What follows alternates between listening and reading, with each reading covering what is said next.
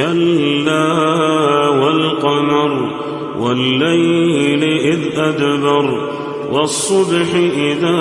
أسفر إنها لإحدى الكبر نذيرا للبشر لمن شاء منكم أن يتقدم أو يتأخر كل نفس بما كسبت رهينة إلا أصحاب اليمين في جنات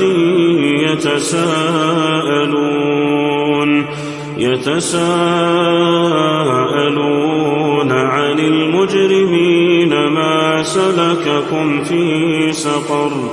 قالوا لم نك من المصلين ولم نك نطعم المسكين